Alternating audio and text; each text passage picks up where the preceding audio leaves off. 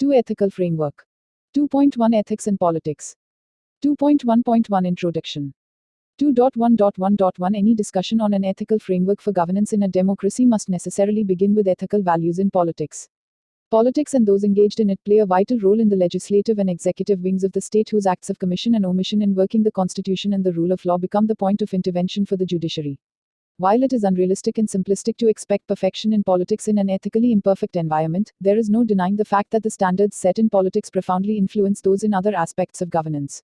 Those in politics have a clear and onerous responsibility. India was fortunate that high standards of ethical conduct were an integral part of the freedom struggle. Unfortunately, ethical capital started getting eroded after the transfer of power. Excesses in elections, in campaign funding, use of illegitimate money, quantum of expenditure, imperfect electoral rolls, impersonation, booth capturing, violence, inducements and intimidation, flow crossing after elections to get into power, and abuse of power in public office became major afflictions of the political process over the years. Political parties, governments, and more importantly the Election Commission and the Supreme Court have taken several steps since the late 1980s in an attempt to eliminate the gross abuses that had virtually become the norm, yet there is a widespread view that much more needs to be done to cleanse our political system. Along with that of corruption, this issue was raised in every public hearing held by the Commission during its visits to the states. 2.1.1.2 Criminalization of politics. Participation of criminals in the electoral process is the soft underbelly of our political system. The growth of crime and violence in society, to the point of encouraging mafia in many sectors, is due to a number of root causes. Flagrant violation of laws, poor quality of services and the corruption in them, protection for law breakers on political, group, class, communal or caste grounds, partisan interference in investigation of crimes and poor prosecution of cases, inordinate delays lasting over years and high costs in the judicial process, mass withdrawal of cases, indiscriminate grant of parole, etc. are the more important of the causes. The Commission will deal with these issues in detail in its ensuing report on public order. It only needs to be stated here that, in this situation, the criminal who, paradoxically, is able to ensure speedy justice in some cases becomes almost a welcome character. On his part, the criminal builds on this acceptance and is emboldened to enter politics and elections. The opportunity to influence crime investigations and to convert the policemen from being potential adversaries to allies is the irresistible magnet drawing criminals to politics. The elected position and the substantial protection that it can give helps him either to further and expand his activities or to evolve into an entity with political ambitions. As for political parties, such individuals bring into the electoral process their ability to secure votes through use of money and muscle power. Box 2.1 Ethics in the UK. Over 80 years ago, the first Labour government led by Ramsay MacDonald in the UK fell in the wake of the Campbell affair because the government decided to withdraw criminal charges in a case of sedition for purely political reasons. The resultant outcry led to the government being voted out of office and to fresh polls. Since then, British ministers and high officials, it is said, have rarely dared to interfere in crime investigation or prosecution. 2.1.1.3 This is a short-term win-win situation for all, except for public good and good governance. All this has not taken place everywhere, but to the extent that it did, it led to a situation when the Election Commission formally stated that 1 in 6 legislators in India faced grave criminal charges. It was then time for urgent corrective steps. 2.1.1.4 Large, illegal and illegitimate expenditure in elections is another root cause of corruption. While there are formal limits to expenditure and some steps have been put in place in an attempt to check them, in reality, actual expenditure is alleged to be far higher. Abnormal election expenditure has to be recouped in multiples to sustain the electoral cycle. This results in unavoidable and ubiquitous corruption, altering the nature of political and administrative power and undermining trust in democracy. Cleansing elections is the most important route to improve ethical standards in politics, to curb corruption and rectify maladministration. 2.1.2 Recent improvements. Despite all the flaws in the functioning of a democracy, it has a measure of self-correction. As stated earlier, significant efforts have been made over the last 2 decades to bring about meaningful electoral reforms. Some have observed that the past decade has seen more political reform in India than in any other large democracy after the Second World War. Briefly stated, the more important of the reforms relate to 2.1.2.1 Improvement in accuracy of electoral rolls.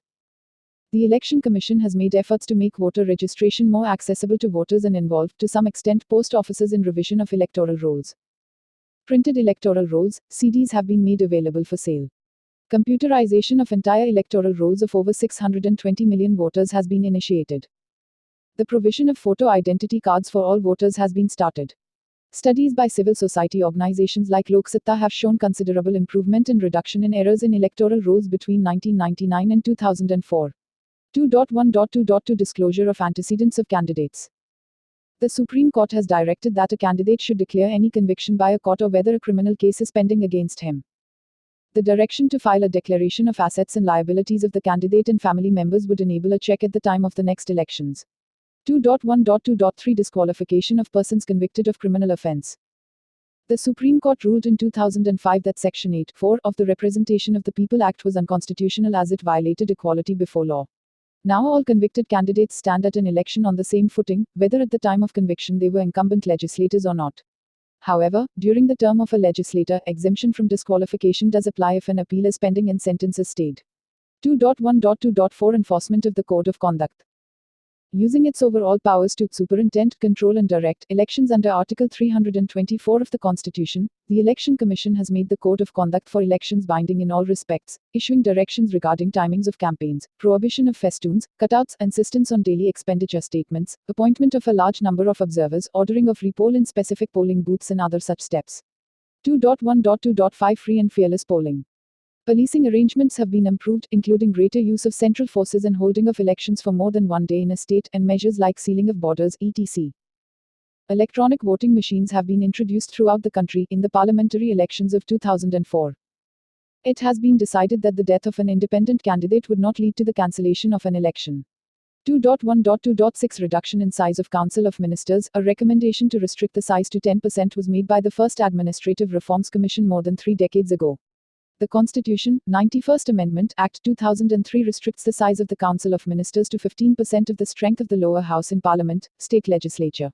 The amendment is a step towards moderating the number of ministers to some extent.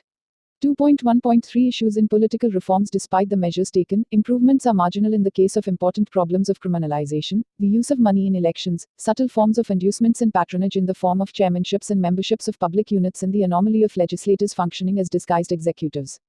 More effective steps have therefore been suggested, and the Commission would like to deal with the more important of them. 2.1.3.1 Reform of political funding. 2.1.3.1.1 In India, one of the sources of funding of political parties has been through private donations. Internationally, there are 3 broad patterns of state funding for political parties and elections. One is the minimalist pattern, wherein elections alone are partially subsidized, usually through specific grants or state-rendered services. Candidates are accountable to the public authority for observance, reporting and disclosure of expenditure for the limited election period. The UK, Ireland, Australia, New Zealand and Canada are examples of this pattern, while the US is a variant of the same, with election funding being largely private and subjected to strict reporting and disclosure requirements as well as limits on contributions. 2.1.3.1.2 The second, maximalist pattern of state funding involves public funding not merely for elections but even for other party activities, as in Sweden and Germany. This pattern involves less detailed regulation of contributions and expenditure because parties are dependent largely on state support and local requirements enforce internal democracy as well as general transparency. In between, there are a variety of mixed patterns involving partial reimbursement for public funding of elections on a matching grant basis, such as in France, Netherlands and South Korea. 2.1.3.1.3 While the Representation of the People Act puts limits on election expenditure, company donations to political party were banned in 1969 but later allowed by an amendment of the Companies Act in 1985. The Dinesh Goswami Committee on Electoral Reforms, set up in 1990, recommended limited support, in kind, for vehicle fuel, higher charges of microphones, copies of electoral rolls etc., while simultaneously recommending a ban on company donations. Subsequent developments include parties being forced to file returns under the Income Tax and Wealth Tax Acts after the Supreme Court issued notices and also passed an order on 4 April, 1996 which effectively repealed Explanation I of Section 77 of the Representation of People Act and clubbed expenditure by third party as well as by the political party under the expenditure ceiling limits prescribed under the Representation of People Act. Another committee, the Indrajit Gupta Committee on State Funding of Elections, has recommended partial state funding mainly in kind. However, the National Committee for Review of the Constitution has expressed the view that until better regulatory mechanism for political parties can be developed in India, state funding of elections should be deferred. 2.1.3.1.4 Parliament in 2003 unanimously enacted the Election and Other Related Laws Amendment Act in a spirit of bipartisanship. It took into consideration the recommendations of the Committee on Electoral Reforms, Dinesh Goswami Committee, 1990, the Committee on State Funding of Elections, Indrajit Gupta Committee, 1999, and the Law Commission of India, 170th Report on Reform of Electoral Laws, 1999. The Law Minister, while introducing the bill, acknowledged the recommendations of the Dr. Manmohan Singh Committee on Party Finances set up by the Indian National Congress in 2002. The Act contains the following key provisions. Full tax exemption to individuals and corporates on all contributions to political parties. Effective repeal of Explanation I under Section 77 of the Representation of the People Act. Expenditure by third parties and political parties now comes under ceiling limits, and only travel expenditure of leaders of parties is exempt. Disclosure of party finances and contributions over 20,000 rupees. Indirect public funding to candidates of recognized parties, including free supply of electoral rolls, already in vogue, and such items as the Election Commission decides in consultation with the Union government. Equitable sharing of time by the recognized political parties on the cable television network and other electronic media, public and private. 2.1.3.1.5 In order to eradicate the major source of political corruption, there is a compelling case for state funding of elections. As recommended by the Indrajit Gupta Committee on State Funding of Elections, the funding should be partial state funding mainly in kind for certain essential items. 2.1.3.1.6 Recommendation A. A system for partial state funding should be introduced in order to reduce the scope of illegitimate and unnecessary funding of expenditure for elections. 2.1.3.2 Tightening of Anti-Defection Law. 2.1.3.2.1 Defection has long been a malaise of Indian political life. It represents manipulation of the political system for furthering private interests, and has been a potent source of political corruption. The anti-defection legislation that was enacted to combat this malaise fixed a certain number above which defection in a group was permitted. Legalizing such selective defection, however, provided opportunities for transgressing political ethics and opportunism. There is no doubt that permitting defection in any form or context is a travesty of ethics in politics. 2.1.3.2.2 The 91 Amendment to the Constitution was enacted in 2003 to tighten the anti-defection provisions of the 10th Schedule, enacted earlier in 1985. This amendment makes it mandatory for all those switching political sides, whether singly or in groups, to resign their legislative membership. They now have to seek re-election if they defect and cannot continue in office by engineering a split of 1/3 of members or in the guise of a continuing split of a party. The amendment also bars legislators from holding, post-defection, any office of profit. This amendment has thus made defections virtually impossible and is an important step forward in cleansing politics. Besides, the Election Commission has also insisted on internal elections in political parties to elect their leaders. 2.1.3.2.3 The Election Commission has recommended that the question of disqualification of members on the ground of defection should also be decided by the President Governor on the advice of the Election Commission. Such an amendment to the law seems to be unfortunately necessary in the light of the long delays seen in some recent cases of obvious defection. 2.1.3.2.4 Recommendation A.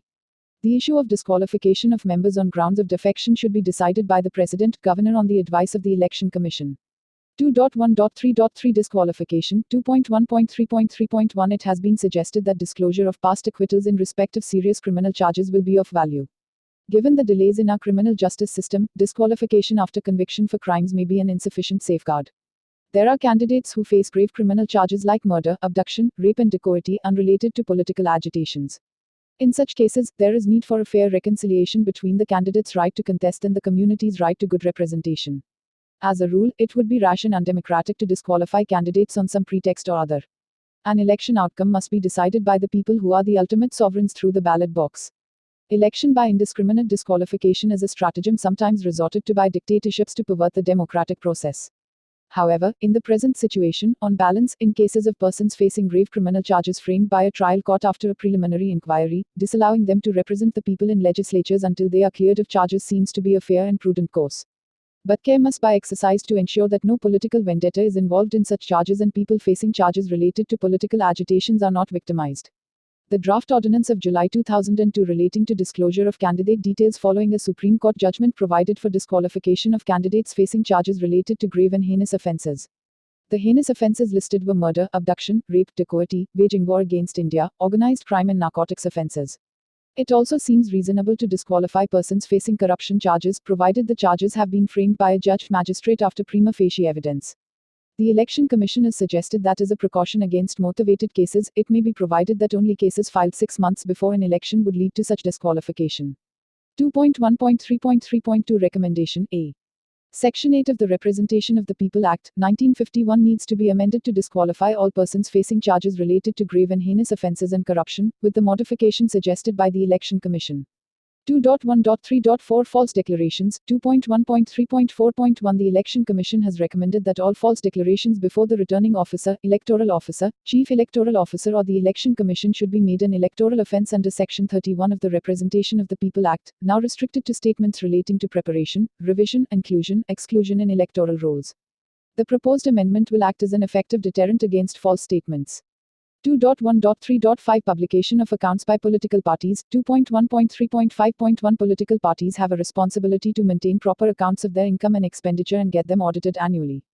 The steps taken in the Election and Other Related Laws Amendment Act 2003, following various reports mentioned in Para 2.1.3.1.4 will be strengthened if this is made mandatory under law. The Election Commission has reiterated this proposal. This needs to be acted upon early. The audited accounts should be available for information of the public. 2.1.4 Coalition and Ethics.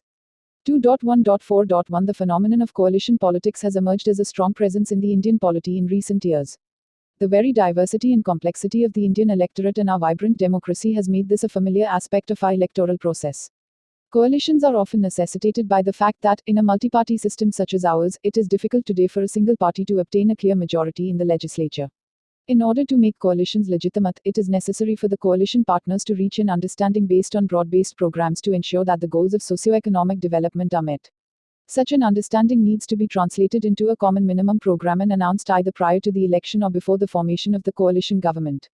2.1.4.2 The ethics of coalition government is, however, seriously strained when the coalition partners change partnerships midstream and new coalitions are formed, primarily driven by opportunism and craving for power in utter disregard of the common minimum program agreed to for the realization of the goal of socio-economic development. The common program, which has been explicitly mandated by the electorate prior to the election, or implicitly after the election but before the formation of the government, becomes non-existent, and the power given by the people is abused. To maintain the will of the people, it is necessary to lay down an ethical framework to ensure that such exercises in opportunism, through redrawing of coalitions between elections, do not take place. 2.1.4.3 Recommendation A. The Constitution should be amended to ensure that if one or more parties in a coalition with a common program mandated by the electorate either explicitly before the elections or implicitly while forming the government, realign midstream with one or more parties outside the coalition, then members of that party or parties shall have to seek a fresh mandate from the electorate. 2.1.5 Appointment of the Chief Election Commissioner, Commissioners. 2.1.5.1 The present procedure of appointment of the Chief Election Commissioner and other election commissioners is laid down in Article 324 of the Constitution and stipulates that they are to be appointed by the President on the advice of the Prime Minister. 2.1.5.2 During debates in the Constituent Assembly on the procedure for appointment, there were suggestions that the person appointed as the Chief Election Commissioner should enjoy the confidence of all parties and therefore his appointment should be confirmed by a two-thirds majority of both the houses. Thus, even at that stage, there was a view that the procedure for appointment should be a broad-based one, above all partisan considerations. In recent times, for statutory bodies such as the National Human Rights Commission (NHRC) and the Central Vigilance Commission (CVC), appointment of chairperson and members are made on the recommendations of a broad-based committee. Thus, for the appointment of the Chief Vigilance Commissioner, the committee consists of the Prime Minister, the Home Minister and the Leader of the Opposition in the Lok Sabha, whereas for the NHRC, the committee is chaired by the Prime Minister and has as its members, the Speaker of the Lok Sabha, the Home Minister, the Leader of the Opposition in the Lok Sabha, the Leader of the Opposition in the Rajya Sabha and the Deputy Chairman of the Rajya Sabha. 2.1.5.3 Given the far-reaching importance and critical role of the Election Commission in the working of our democracy, it would certainly be appropriate if a similar collegium is constituted for selection of the Chief Election Commissioner and the election commissioners. 2.1.5.4 Recommendation A. A collegium headed by the Prime Minister with the Speaker of the Lok Sabha, the Leader of Opposition in the Lok Sabha, the Law Minister and the Deputy Chairman of the Rajya Sabha as members should make recommendations for the consideration of the President for appointment of the Chief Election Commissioner and the election commissioners. 2.1.6 Expediting disposal of election petitions. 2.1.6.1 Election petitions in India are at present to be filed in the High Court. Under the Representation of the People Act, such petitions should be disposed of within a period of 6 months. In actual practice, however, such petitions remain pending for years and in the meanwhile, even the full term of the House expires, thus rendering the election petition infructuous. There have been suggestions from other high-level committees and eminent persons that a separate judicial setup may be required. The National Commission to Review the Working of the Constitution (NCRWC) recommended that special election benches should be constituted in the High Courts earmarked exclusively for the disposal of election petitions. 2.1.6.2 The Commission is of the view that given the huge existing caseload in the High Courts, it would be possible to ensure speedy disposal of election petitions only by setting up special tribunals as provided for under Article 323b of the Constitution. While doing so, it would have to be specifically ensured that the decisions of such tribunals are final, with appeal jurisdiction being restricted to the Supreme Court alone as already provided in the Constitution. Such tribunals may have two members, one a judge of the High Court and the other an administrative member. In case of difference of opinion between the two, the matter may be referred to the High Court. 2.1.6.3 Recommendation A. Special election tribunals should be constituted at the regional level under Article 323b of the Constitution to ensure speedy disposal of election petitions and disputes within a stipulated period of 6 months. Each tribunal should comprise a High Court judge and a senior civil servant with at least 5 years of experience in the conduct of elections, not below the rank of an Additional Secretary to Government of India, Principal Secretary of a state government. Its mandate should be to ensure that all election petitions are decided within a period of 6 months as provided by law. The tribunals should normally be set up for a term of 1 year only, extendable for a period of 6 months in exceptional circumstances. 2.1.7 Grounds of disqualification for membership. 2.1.7.1 Article 102 of the Constitution provides for disqualification for membership of either House of Parliament under certain specific circumstances, which are as follows. 1. A person shall be disqualified for being chosen as, and for being, a member of either House of Parliament, a. if he holds any office of profit under the Government of India or the Government of any state, other than an office declared by Parliament by law not to disqualify its holder, b. if he is of unsound mind and stands so declared by a competent court. C. If he is an undischarged insolvent. D. If he is not a citizen of India, or has voluntarily acquired the citizenship of a foreign state, or is under any acknowledgement of allegiance or adherence to a foreign state. Box 2.2 Corruption and hypocrisy. Corruption and hypocrisy ought not to be inevitable products of democracy, as they undoubtedly are today. Mahatma Gandhi. A. If he is so disqualified by or under any law made by Parliament. Explanation. For the purpose of this clause, a person shall not be deemed to hold an office of profit under the Government of India or the Government of any state by reason only that he is a minister either for the Union or for such state. 2. A person shall be disqualified for being a member of either House of Parliament if he is so disqualified under the 10th schedule. 2.1.7.2 It is evident from Article 102a that Parliament has also been authorized to pass a law to include any further conditions for such disqualification. So far, no such law has been enacted. In view of recent development leading to expulsions of some members of Parliament, it may be desirable to comprehensively spell out other circumstances under which the members of Parliament can be disqualified. This could be done by enacting such a law under Article 102a. This would remove any ambiguity in the matter and also reaffirm the supremacy of Parliament in all such matters. 2.1.7.3 Recommendation A. Appropriate legislation may be enacted under Article 102a of the Constitution spelling out the conditions for disqualification of membership of Parliament in an exhaustive manner. Similarly, the states may also legislate under Article 198a. Box 2.3 Need for Ethical Code. Senator Fulbright identified a problem of government employees who committed ethical lapses not amounting to criminal conduct. He asked what should be done about men who do not directly and blatantly sell the favors of their officers for money and so place themselves within the penalties of the law. How do we deal with those who, under the guise of friendship, accept favors, which offend the spirit of the law but do not violate its letter? He further elaborated one of the most disturbing aspects of this problem of moral conduct is the revelation that among so many influential people, morality has become identical with legality. We are certainly in a tragic plight if the accepted standard by which we measure the integrity of a man in public life is that he keep within the letter of the law. 2.1.8 The proposals highlighted in the preceding paragraphs require serious discussion amongst our political parties. Whether these are adopted sooner or later will depend upon them. We are among a handful of democracies which sustained freedom and stability for 6 long decades among nations liberated after the Second World War. Democratic maturity needs time, patience, and genuine efforts to find rational answers to complex problems and willingness to reconcile conflicting views. All great democracies went through the tortuous process of democratic transformation. The power of ideas, high quality of leadership, inspiration, and a spirit of idealism are the necessary conditions to build a great democracy free from major distortions. India has the strength and resilience to build such a democracy, and our political parties should rise to the occasion. 2.2 Ethics in Public Life. 2.2.1 Ethics is grounded in the notion of responsibility and accountability. In democracy, every holder of public office is accountable ultimately to the people. Such accountability is enforced through a system of laws and rules, which the elected representatives of the people enact in their legislatures.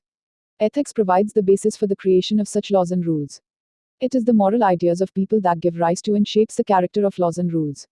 Our legal system emanates from a shared vision of what is good and just. 2.2.2 The fundamental principle in a democracy is that all persons holding authority derive it from the people. In other words, all public functionaries are trustees of the people. With the expansion of the role of government, public functionaries exercise considerable influence over the lives of people. The trusteeship relationship between the public and the officials requires that the authority entrusted to the officials be exercised in the best interest of the people or in public interest. 2.2.3 The role of ethics in public life has many dimensions. At one end is the expression of high moral values, and at the other, the specifics of action for which a public functionary can be held legally accountable. Any framework of ethical behavior must include the following elements: A.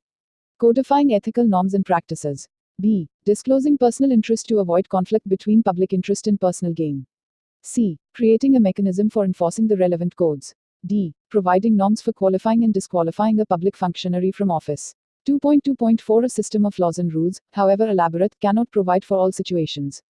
It is no doubt desirable, and perhaps possible, to govern the conduct of those who occupy positions in the lower echelons and exercise limited or no discretion. But the higher the echelon in public service, the greater is the ambit of discretion.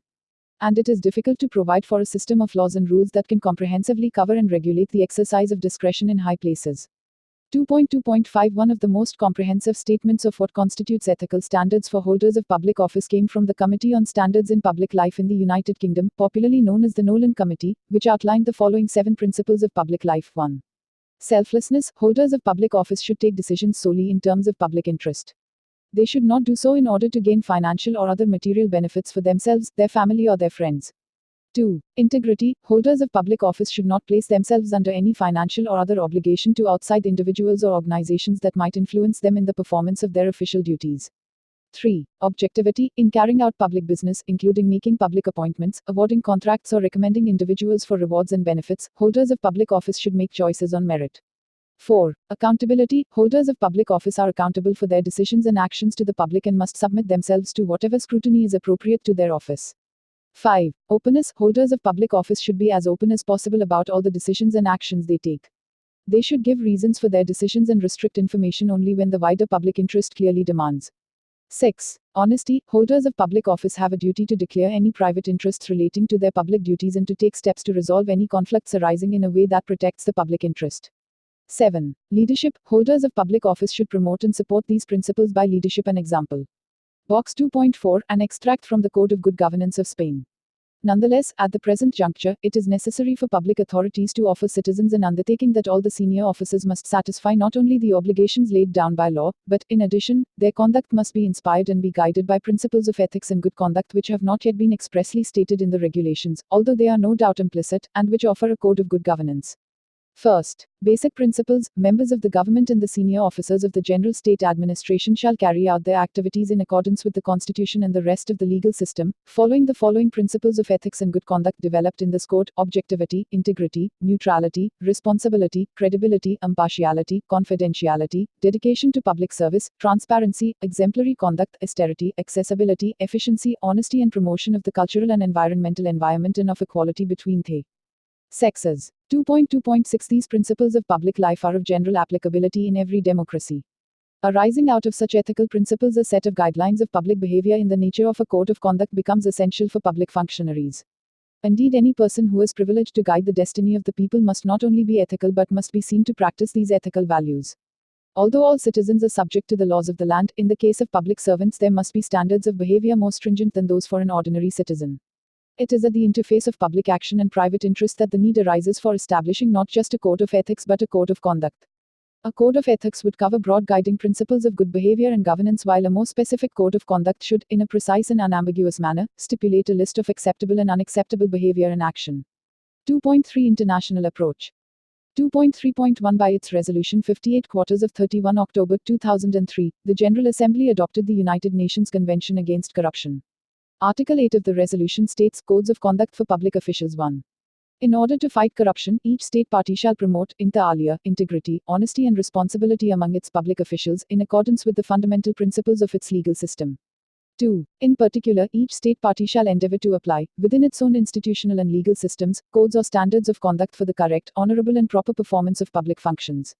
3. For the purposes of implementing the provisions of this article, each state party shall, where appropriate and in accordance with the fundamental principles of its legal system, take note of the relevant initiatives of regional, interregional and multilateral organizations, such as the International Code of Conduct for Public Officials contained in the Annex to General Assembly Resolution 51/59 of the 12th of December 1996. 4. Each state party shall also consider, in accordance with the fundamental principles of its domestic law, establishing measures and systems to facilitate the reporting by public officials of acts of corruption to appropriate authorities, when such acts come to their notice in the performance of their functions. 5. Each state party shall endeavor, where appropriate and in accordance with the fundamental principles of its domestic law, to establish measures and systems requiring public officials to make declarations to appropriate authorities regarding, inter alia, their outside activities, employment, investments, assets, and substantial gifts or benefits from which a conflict of interest may result with respect to their functions as public officials. 6. Each state party shall consider taking, in accordance with the fundamental principles of its domestic law, disciplinary or other measures against public officials who violate the codes or standards established in accordance with this article. 2.3.2 Various countries have from time to time addressed the issue of prescribing a code of conduct, ethics for its ministers, legislators and civil servants. There is a Ministerial Code in UK, in the US Senate a Code of Conduct, and in Canada a Guide for Ministers. In Belize, the Code of Conduct for public functionaries is prescribed in the Constitution itself. Box 2.5 The Constitution of Belize and Code of Conduct. Section 121, 1. The persons to whom this section applies shall conduct themselves in such a way as not a. to place themselves in positions in which they have or could have a conflict of interest, b. to compromise the fair exercise of their public or official functions and duties, c. to use their office for private gain, d. to demean their office or position, a. to allow their integrity to be called into question, or f. to endanger or diminish respect for or confidence in the integrity of the government. This section applies to the Governor-General, members of the National Assembly, members of the Belize Advisory Council, members of the Public Services Commission, members of the Elections and Boundaries Commission, public officers, officers of statutory corporations and government agencies, and such other officers as may be prescribed by law enacted by the National Assembly. 2.4 Ethical Framework for Ministers. 2.4.1 As stated in the foregoing paragraph, a number of countries have prescribed a code of conduct, ethics for ministers. In Canada, the Guide for Ministers 2006 sets out core principles regarding the role and responsibilities of ministers. This includes the central tenet of ministerial responsibility, both individual and collective, as well as ministers' relations with the Prime Minister and Cabinet, their portfolios, and Parliament. It outlines standards of conduct expected of ministers as well as addressing a range of administrative, procedural, and institutional matters. In UK, the Ministerial Code provides guidance to ministers on how they should act and arrange their affairs in order to uphold these standards. It lists the principles which may apply in particular situations drawing on past precedent. It also stipulates that ministers are personally responsible for deciding how to act and conduct themselves in the light of the code and for justifying their actions and conduct in Parliament. The code is not a rulebook, and it is not the role of the Secretary of the Cabinet or other officials to enforce it or to investigate ministers, although they may provide ministers with private advice on matters which it covers. Ministers only remain in office for so long as they retain the confidence of the Prime Minister. He is the ultimate judge of the standards of behavior expected of a minister and the appropriate consequences of a breach of those standards, although he will not expect to comment on every allegation that is brought to his attention. 8.2.4.2 Government of India has prescribed a code of conduct which is applicable to ministers of both the union and state governments. The code of conduct merits reproduction here. 1. In addition to the observance of the provisions of the Constitution, the Representation of the People Act, 1951, and any other law for the time being in force, a person before taking office as a minister, shall a. disclose to the Prime Minister, or the Chief Minister, as the case may be, details of the assets and liabilities, and of business interests, of himself and of members of his family. The details to be disclosed shall consist of particulars of all immovable property and the total approximate value of I. shares and debentures, 2. cash holdings, and 3. jewelry, b. sever all connections, short of divesting himself of the ownership, with the conduct and management of any business in which he was interested before his appointment as minister, and c. with regard to a business concern which supplies goods or services to the government concerned or to undertakings of that government, excepting in the usual course of trade or business and at standard or market rates, or whose business primarily depends on licenses, permits, quotas, leases, etc., received or to be received from the government concerned, divest himself of all his interests in the said business and also of the management thereof. Provided, however, that he may transfer in the case of b. his interest in the management, and in the case of c. both ownership and management, to any adult member of his family or adult relative, other than his wife, or husband, as the case may be, who was prior to his appointment as minister associated with the conduct or management or ownership of the said business. The question of divesting himself of his interests would not arise in case of holding of share in public limited companies except where the Prime Minister, or the Chief Minister, as the case may be, considers that the nature or extent of his holding is such that it is likely to embarrass him in the discharge of his official duties. 2. After taking office, and so long as he remains in office, the minister shall a. furnish annually by the 31st of March to the Prime Minister, or the Chief Minister, as the case may be, a declaration regarding his assets and liabilities, b. refrain from buying from or selling to the government any immovable property except where such property is compulsorily acquired by the government in usual course, c. refrain from starting, or joining, any business, d. ensure that the members of his family do not start or participate in business concerns engaged in supplying goods or services to that government, excepting in the usual course of trade or business and at standard or market rates, or dependent primarily on grant of licenses, permits, quotas, leases, etc., from that government, and a. report the matter to the Prime Minister, or the Chief Minister as the case may be, if any member of his family sets up or joins in the conduct and management of any other business. 3.1 No minister should a. personally, or through a member of his family, accept contribution for any purpose, whether political, charitable or otherwise. If any purse or check intended for a registered society, or a charitable body, or an institution recognized by a public authority, or a political party is presented to him, he should pass it on as soon as possible to the organization for which it is intended, and b. associate himself with the raising of funds except for the benefit of a registered society, or a charitable body, or an institution recognized by a public authority, and 2. a political party. He should, however, ensure that such contributions are sent to a specified office bearer etc. of the society or body or institution of party concerned and not to him. Nothing herein before shall prevent a minister from being associated with the operation for disbursement of funds raised as above. 3.2 A minister, including the union ministers, the chief ministers and other ministers of state governments, union territories, should not permit their spouse and dependents to accept employment under a foreign government, in India or abroad, or in a foreign organization, including commercial concerns, without prior approval of the Prime Minister. Where the wife or a dependent of a minister is already in such employment, the matter should be reported to the Prime Minister for decision whether the employment should or should not continue. As a general rule, there should be total prohibition on employment with a foreign mission. 4.1 A minister should a. not accept valuable gifts except from close relatives, and he or members of his family should not accept any gifts at all from any person with whom he may have official dealings, and b. not permit a member of his family contract debts of a nature likely to embarrass or influence him in the discharge of his official duties. 4.2 A minister may receive gifts when he goes abroad or from foreign dignitaries in India. Such gifts fall into two categories. The first category will include gifts which are of symbolic nature, like a sword of honor, ceremonial robes etc., and which can be retained by the recipients. The second category of gifts would be those which are not of symbolic nature. If its value is less than Rs. 5,000, it can be retained by the minister. If, however, there is any doubt about the estimated value of the gifts, the matter should be referred to the Toshakhana for valuation. If the value of the gift on assessment is found to be within the prescribed limit of 5,000 rupees per, the gift will be returned to the minister. If it exceeds 5,000 rupees per, the recipient will have the option to purchase it from the Toshakhana by paying the difference between the value as assessed by the Toshakhana and 5,000 rupees per. Only gifts of household goods which are retained by the Toshakhana, such as carpets, paintings, furniture etc., exceeding 5,000 rupees per in value, will be kept in Rashtrapati Bhavan, Prime Minister's house or Raj Bhavan as state property. Note: the value of the gift refers to its approximate market value in the country of origin.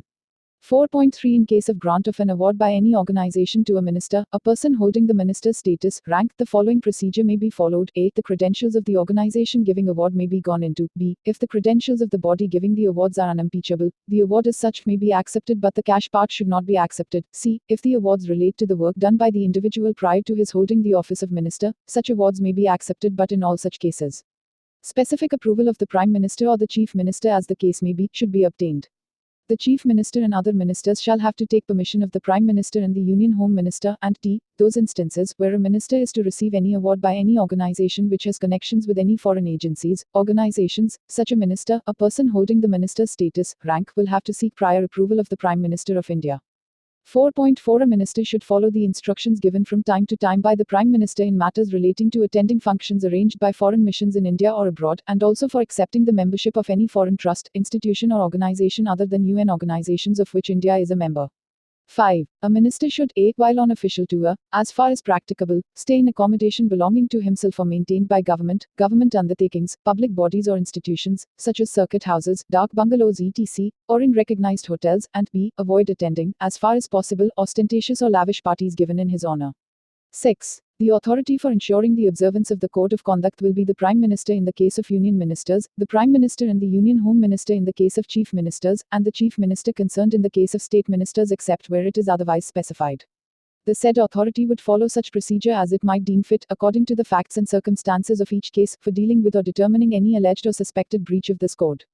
Explanation: in this code, a minister's family shall include his wife, or husband, as the case may be, not legally separated from him or her, minor children, and any other persons related by blood or marriage to, and wholly dependent on the minister. 2.4.3 The Code of Conduct as a starting point for ensuring good conduct by ministers. However, it is not comprehensive in its coverage and is more in the nature of a list of prohibitions. It does not amount to a code of ethics. It is therefore necessary that in addition to the code of conduct, there should be a code of ethics to provide guidance on how ministers should uphold the highest standards of constitutional and ethical conduct in the performance of their duties. The code should be based on the overarching duty of ministers to comply with the law, to uphold the administration of justice, and to protect the integrity of public life. It should also lay down the principles of minister-civil servant relationship. The code of ethics should also reflect the 7 principles of public life as enumerated in para 2.2.5. The Commission has examined the code of conduct in other countries and is of the view that a code of ethics and a code of conduct for ministers should include the following: A. Ministers must uphold the highest ethical standards. B. Ministers must uphold the principle of collective responsibility. C. Ministers have a duty to Parliament to account and be held to account for the policies, decisions and actions of their departments and agencies. D. Ministers must ensure that no conflict arises or appears to arise between their public duties and their private interests. A. Ministers in the Lok Sabha must keep separate their roles as minister and constituency member. F. Ministers must not use government resources for party or political purposes. They must accept responsibility for decisions taken by them and not merely blame it on wrong advice. G. Ministers must uphold the political impartiality of the civil service and not ask civil servants to act in any way which would conflict with the duties and responsibilities of civil servants. H. Ministers must comply with the requirements which the 2 houses of Parliament lay down from time to time. I. Ministers must recognize that misuse of official position or information is violation of the trust reposed in them as public functionaries. J. Ministers must ensure that public monies are used with utmost economy and care. K. Ministers must function in such a manner as to serve as instruments of good governance and to provide services for the betterment of the public at large and foster socio-economic development. And L. Ministers must act objectively, impartially, honestly, equitably, diligently and in a fair and just manner.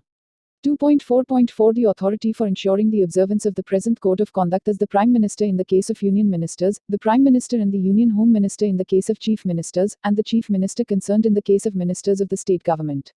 The Commission is of the view that dedicated units should be set up in the offices of the Prime Minister and the Chief Ministers of the states to monitor the observance of the Code of Conduct.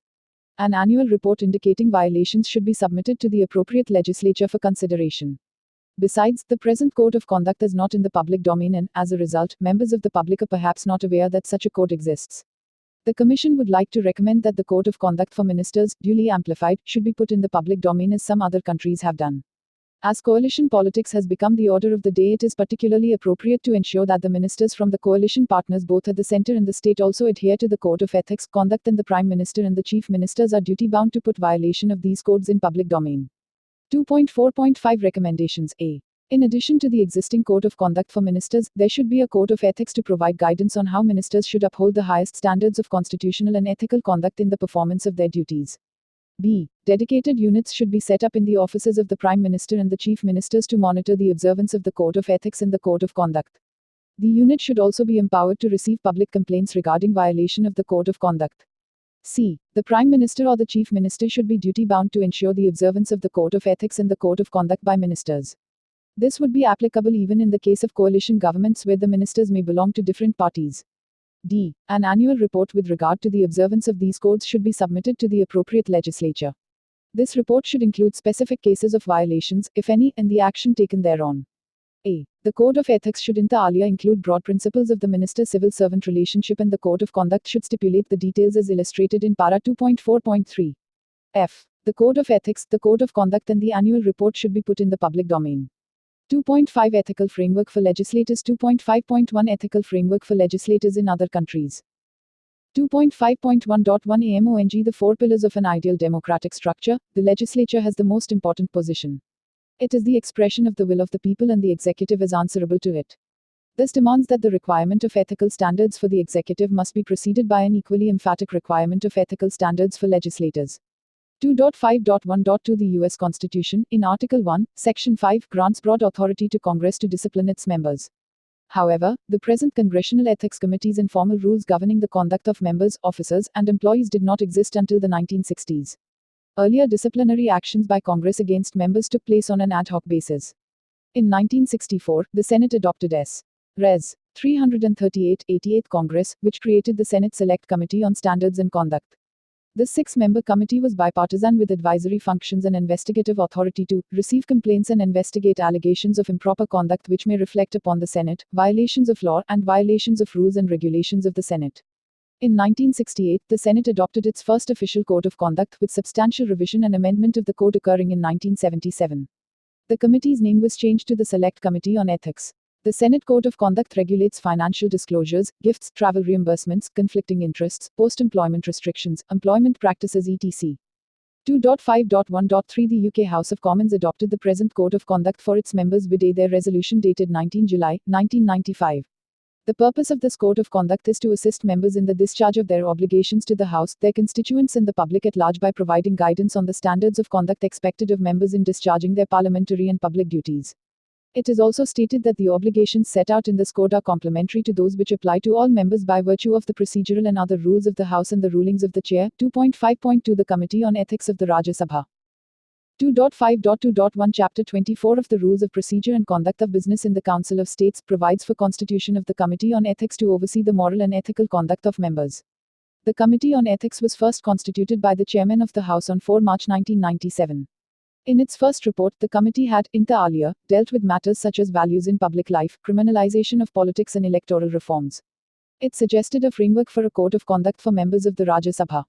In its second report, the committee emphasized the procedural aspects of enforcing the code of conduct suggested in the first report, including maintenance of register of members' interests, declaration of interests by members, procedure for inquiry and penalties. In the third report, the committee dealt with issues germane to the behavior of members in the House as well as outside of it.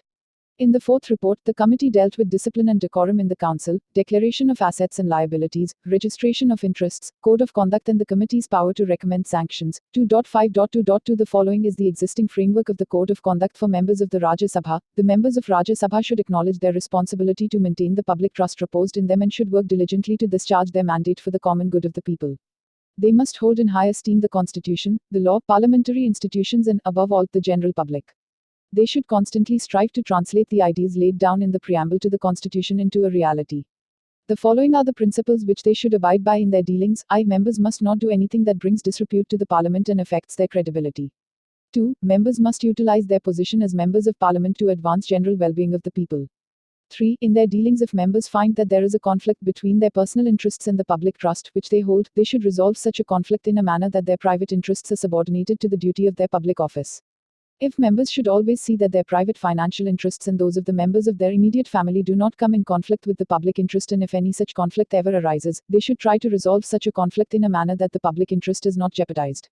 B. Members should never expect or accept any fee, remuneration or benefit for a vote given or not given by them on the floor of the House, for introducing a bill, for moving a resolution, putting a question or abstaining from asking a question or participating in the deliberations of the House or a parliamentary committee.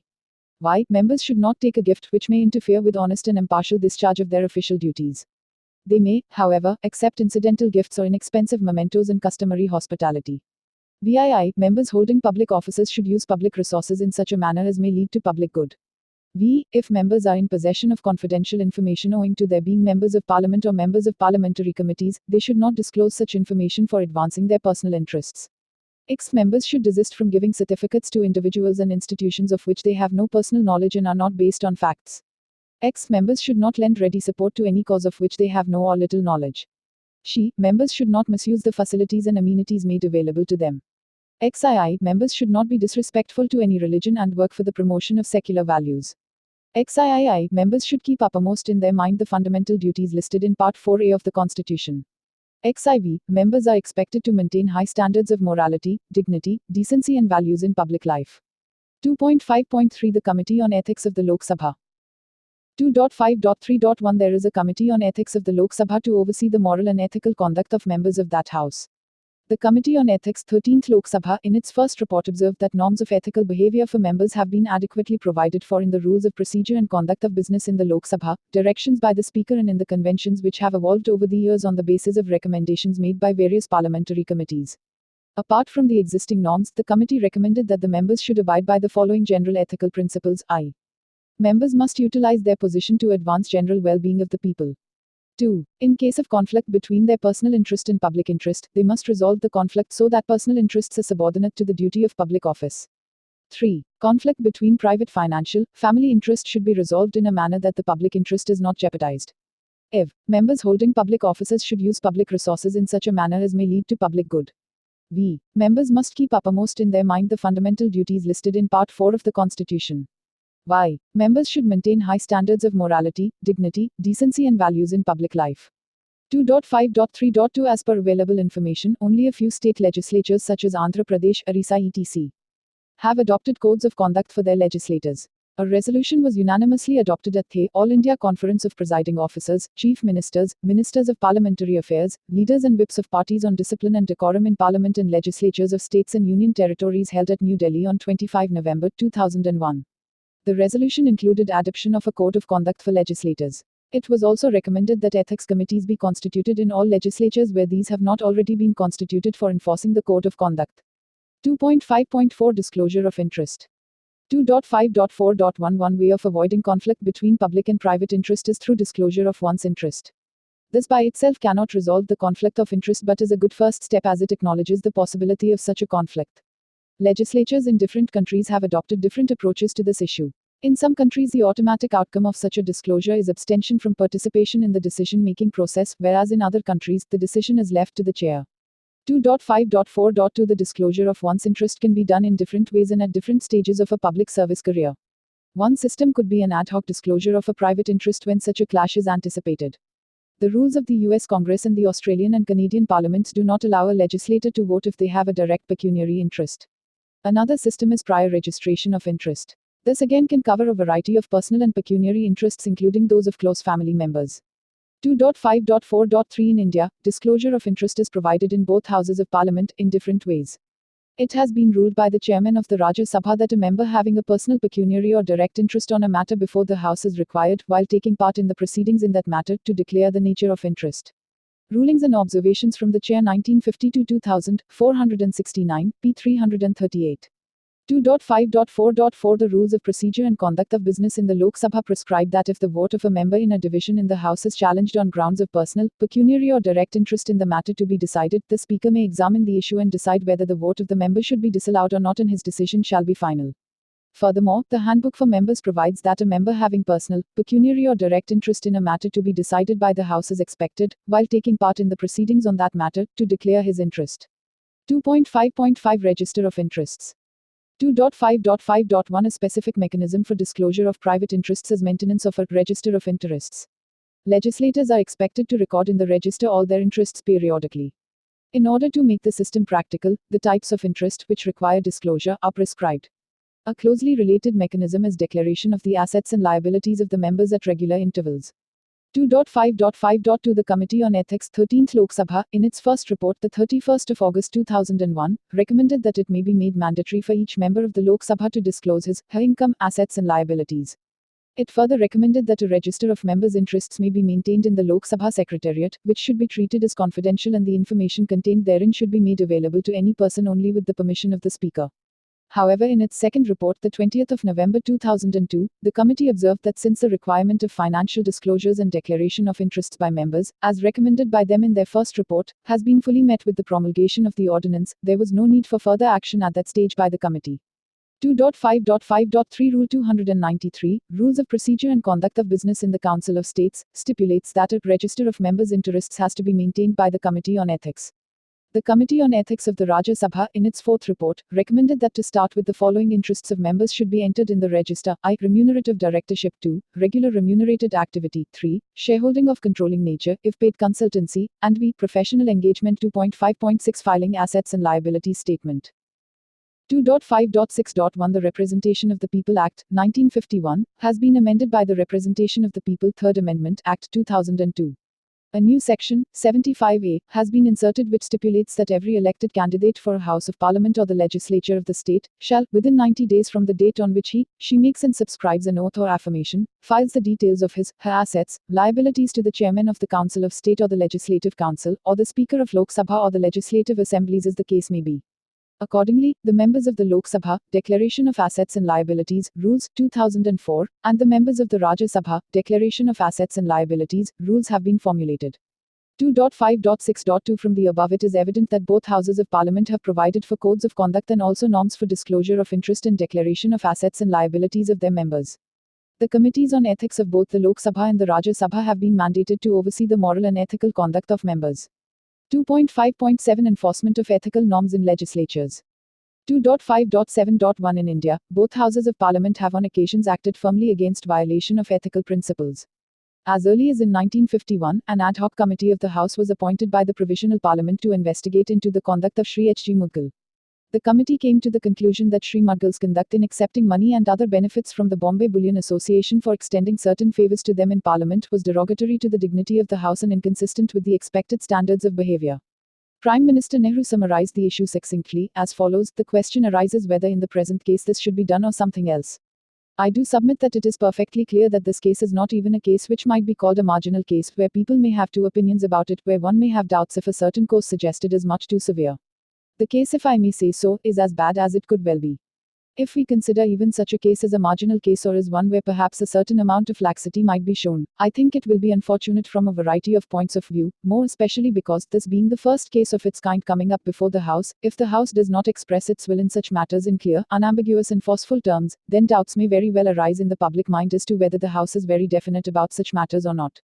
Therefore, I do submit that it has become a duty for us and an obligation to be clear, precise and definite. The facts are clear and precise, and the decision should also be clear and precise and unambiguous. And I submit the decision of the House should be, after accepting the finding of this report, to resolve that the member should be expelled from the House." 2.5.7.2 Similar issues came to the fore again half a century later.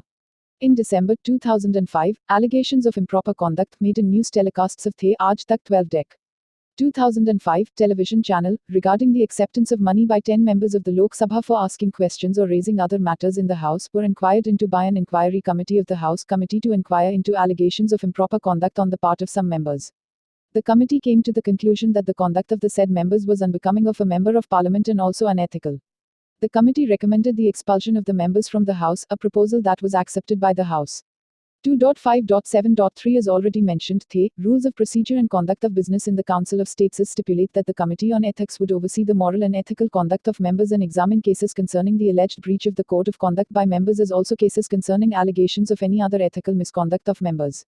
The committee may also take up matters suo motu. If, upon inquiry, it is found that a member has indulged in unethical behavior or that there is other misconduct or that the member has contravened the code rules, the committee may recommend the imposition of an appropriate sanction. The chairman of the Rajya Sabha referred the incident regarding the telecast by Aaj Tak channel involving one member of the House to the Ethics Committee. The committee came to the conclusion that the member had contravened Para 5 of the Code of Conduct for members of the Rajya Sabha and acted in a manner which seriously impaired the dignity of the House and brought the whole institution of parliamentary democracy into disrepute. The committee recommended the expulsion of the member from the House and the House accepted the recommendation. 2.5.7.4 While the enunciation of ethical values and codes of conduct puts moral pressure on public functionaries, they need to be backed by an effective monitoring and enforcement regime. Legislatures the world over have adopted different models for this purpose. The Canadian Conflict of Interest and Post-Employment Code for Public Office Holders, 2006, relies on an ethics commissioner to oversee the code and to provide advice. The Ethics Commissioner is an officer of Parliament appointed under Section 72.01 of the Parliament of Canada Act. The Commissioner reports on the inquiries he conducts pursuant to the Members' Code and makes annual reports to the House of Commons on his activities in relation to its members. Based on the recommendations of the Nolan Committee, the House of Commons has established the Office of Parliamentary Commissioner for Standards. The Commissioner's main responsibilities are overseeing the maintenance and monitoring the operation of the Register of Members' Interests, providing advice on a confidential basis to individual members and to the Select Committee on Standards and Privileges about the interpretation of the Code of Conduct and guide to the rules relating to the conduct of members, preparing guidance and providing training for members on matters of conduct, propriety and ethics, monitoring the operation of the Code of Conduct and guide to the rules and, where appropriate, proposing possible modifications of it to the committee, receiving and investigating complaints about members who are allegedly in breach of the Code of Conduct and guide to the rules, and reporting his findings to the committee. In addition, the Commissioner's office is responsible for maintaining and monitoring the operation of various registers and lists, providing advice about them, and receiving and investigating complaints about them. 2.5.7.5 The constitution of the Office of Parliamentary Commissioner for Standards has helped the House by bringing greater transparency in matters relating to ethical standards. It has also helped the members by providing them timely advice in matters relating to the Code of Conduct. The Commission is of the view that both Houses of Parliament may consider creation of a similar office. It is envisaged that this office would function under the Speaker. It could also assist the Ethics Committee in the discharge of its functions, provide advice to the members when required, and maintain records.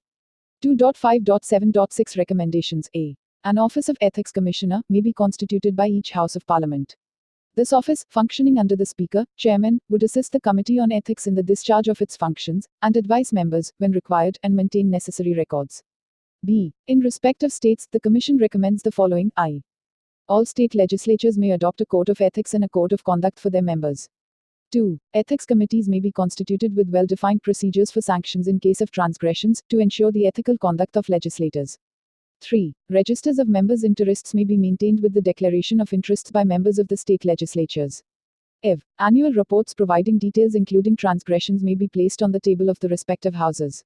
V. An office of ethics commissioner may be constituted by each house of the state legislatures. This office would function under the Speaker, Chairman, on the same basis as suggested for Parliament. 2.6 Office of Profit. 2.6.1 The Constitution of India lays down that legislators would be disqualified for being chosen as, and for being, a member of the legislature if they were to hold any office of profit under the government other than an office declared by the legislature by law not to disqualify its holder. The underlying idea was to obviate a conflict of interest between the duties of office and their legislative functions.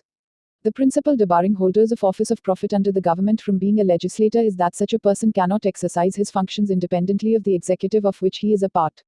The principle can be traced to developments in British constitutional history, in the course of which it came to be established that the Crown and its officers shall have no say in Parliament. The constitution makers quite rightly wanted the legislative office to be insulated from executive influence and manipulation. 2.6.2 Constitutional theory envisages that the elected legislature exercises oversight functions over government.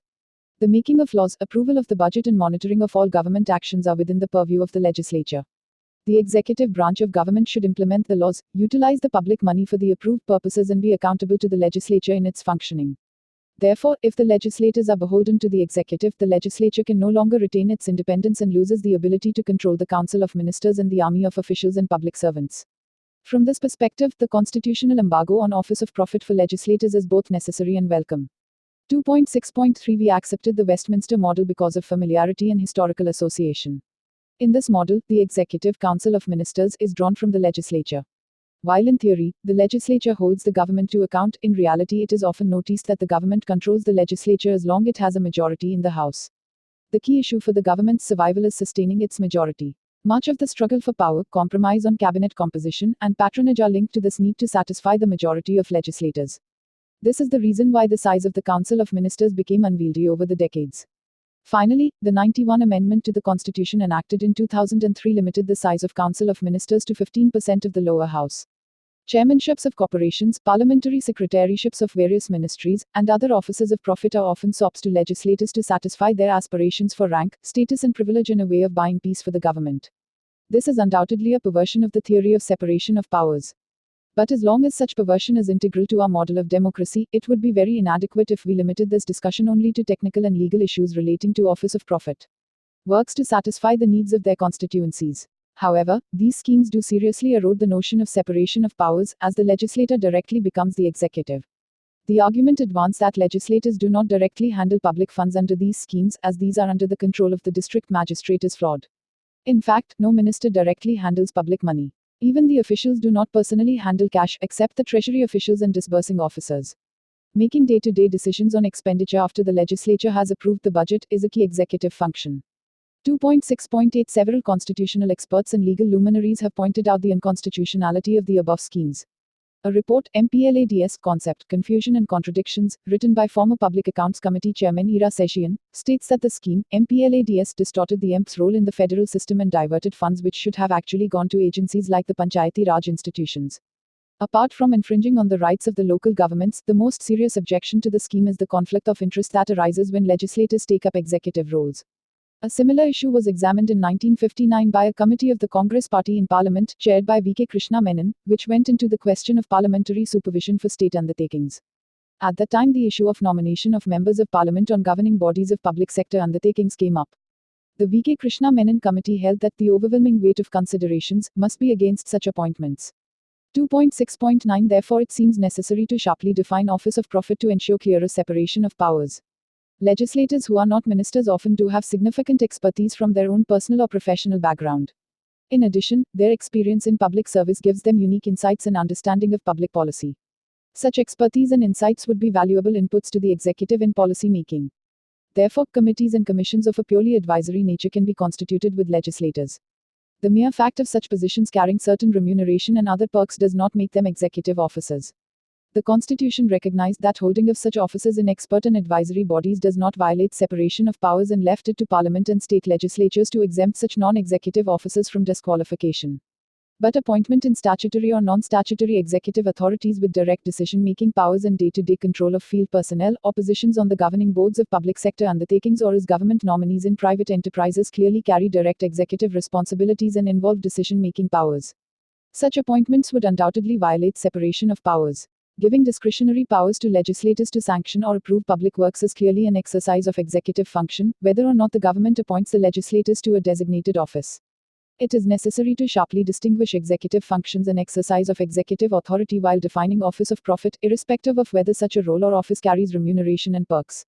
Box 2.6 Edmund Burke on Parliament. Over 230 years ago, in 1774, Edmund Burke, while addressing his electors in Bristol, spoke as follows: "Your representative owes you, not his industry only, but his judgment, and he betrays, instead of serving you, if he sacrifices it to your opinion." Parliament is not a congress of ambassadors from different and hostile interests, which interests each must maintain, as an agent and advocate, against other agents and advocates, but Parliament is a deliberative assembly of one nation, with one interest, that of the whole, where, not local purposes, not local prejudices ought to guide, but the general good, resulting from the general reason of the whole. You choose a member indeed, but when you have chosen him, he is not member of Bristol, but he is a member of Parliament.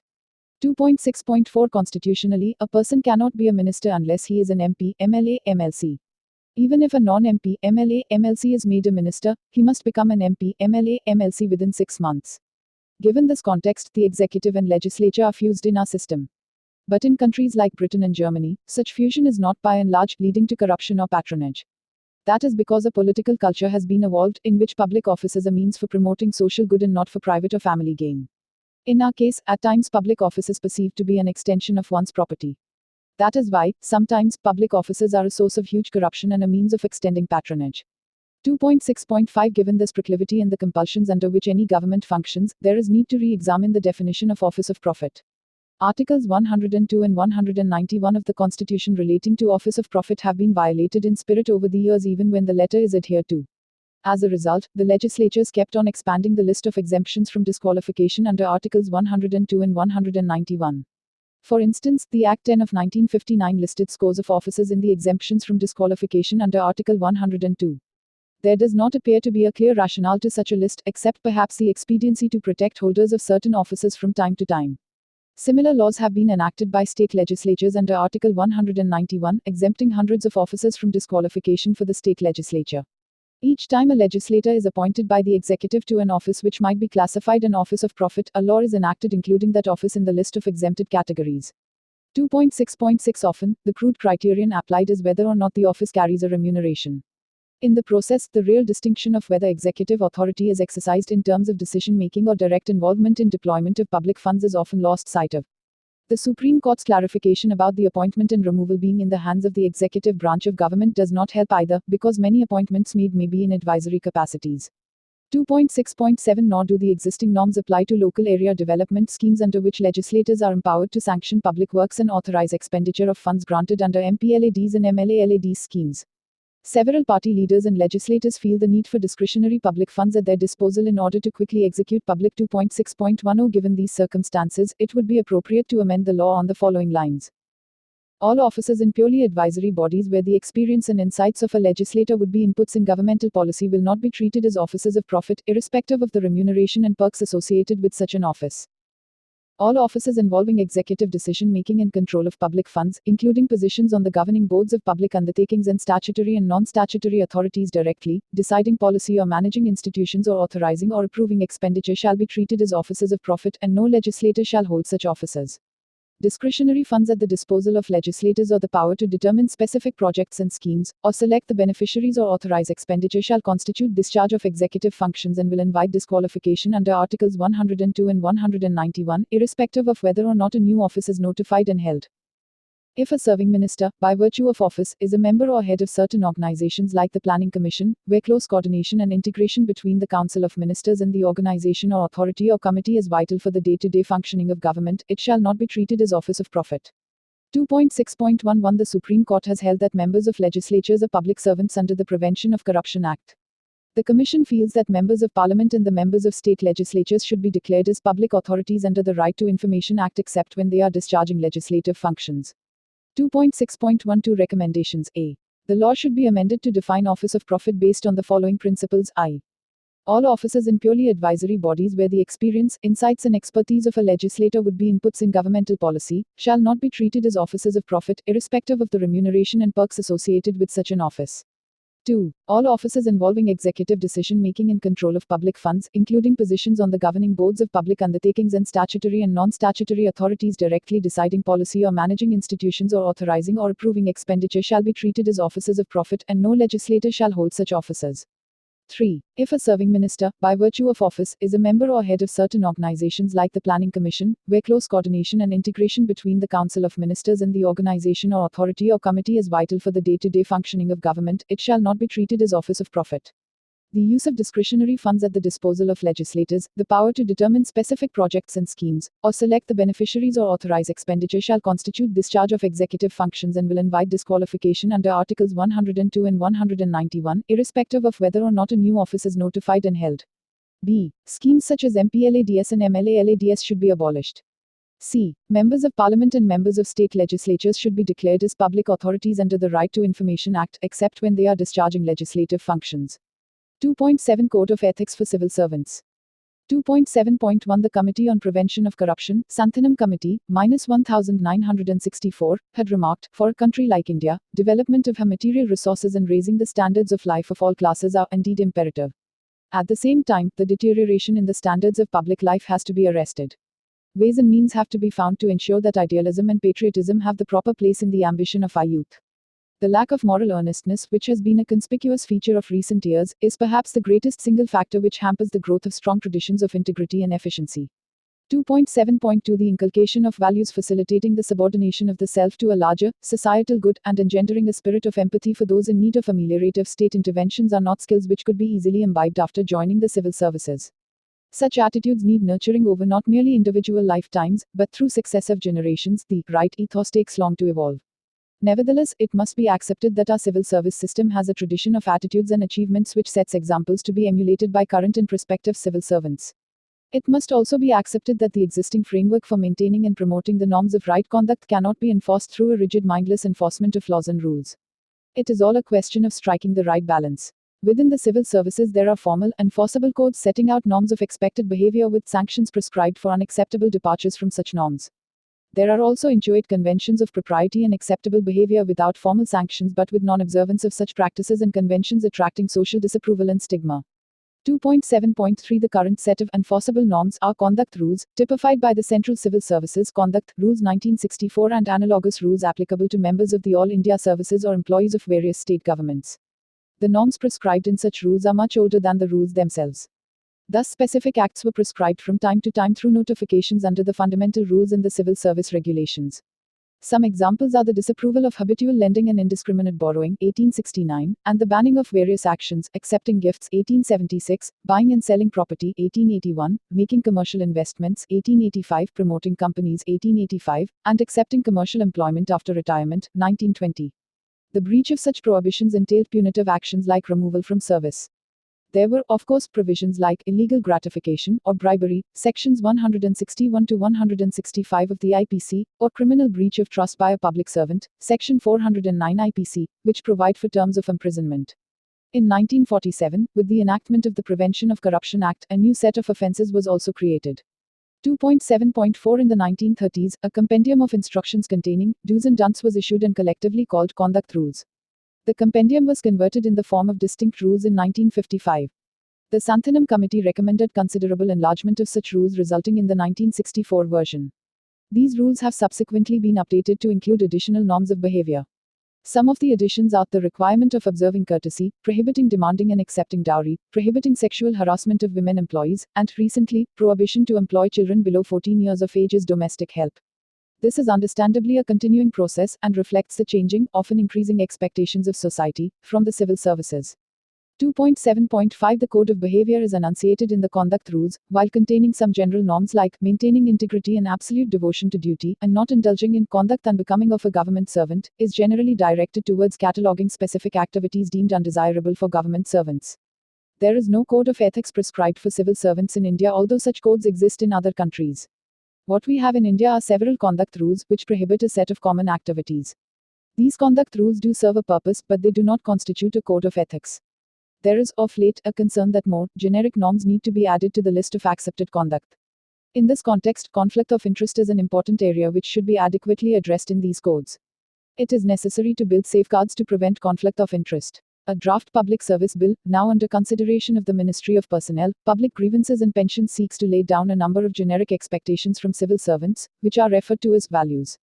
The salient values envisaged in the bill are allegiance to the various ideals enshrined in the preamble to the Constitution, apolitical functioning, good governance for betterment of the people to be the primary goal of civil service, duty to act objectively and impartially, accountability and transparency in decision making, maintenance of highest ethical standards, merit to be the criteria in selection of civil servants, consistent, however, with the cultural, ethnic and other diversities of the nation, ensuring economy and avoidance of wastage in expenditure, provision of healthy and congenial work environment, communication, consultation and cooperation in performance of functions, i.e. participation of all levels of personnel in management.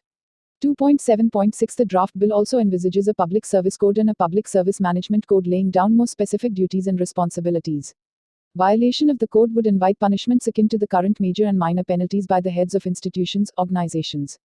A public service authority is also envisaged to oversee implementation of the code and values indicated above and to render advice in the matter of the values in the code. The Commission has decided that a detailed examination of the proposed draft bill will be appropriately made in its forthcoming report on civil services reforms. 2.7.7 The various issues discussed above are not significant only for the civil services. They are important for all segments of the bureaucracy and, equally so, for all local bodies and their employees.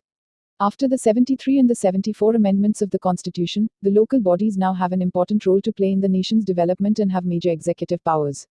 It is essential that the need for relevant codes for these bodies and their employees, and for any public authority, is recognized. Box 2.7 Evolution of morality. We know that as knowledge comes, person grows, morality is evolved, and idea of non-separateness begins. Whether men understand it or not, they are impelled by that power behind to become unselfish. That is the foundation of morality. It is the quintessence of all ethics preached in any language, or any religion, or by any prophet in the world.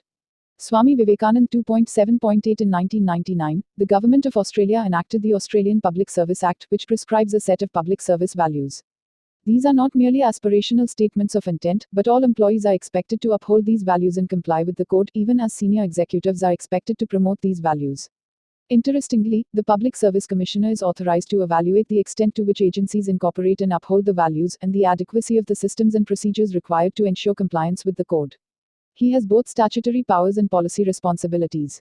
These include an annual report to Parliament on the state of the service, including an evaluation of the extent to which various agencies of government have incorporated the values. 2.7.9 The Commission is of the view that there should be a set of public service values which should be stipulated by law. As in the case of Australia, there should be a mechanism to ensure that civil servants constantly aspire towards these values. The values prescribed in the Draft Public Services Bill 2006 is a step in the right direction. The Commission will examine this bill in detail in its report on civil services reforms. Box 2.8 The 7 Social Sins. The 7 Social Sins, as quoted by Mahatma Gandhi in Young India, 1925. 1. Politics without principles. 2. Wealth without work. 3. Leisure without conscience. 4. Knowledge without character. 5. Commerce without morality. 6. Science without humanity. 7. Worship without sacrifice. 2.7.10 It has been noticed that normally codes of conduct are prescribed for its service. Along with this, it would be desirable that organizations also prescribe codes of conduct. This is particularly true of organizations having public interface. 2.7.11 The Commission feels that the prevailing practice of nominating serving officers on the boards of public sector bodies may compromise with the desired objectivity and independence necessary for decision making in these bodies.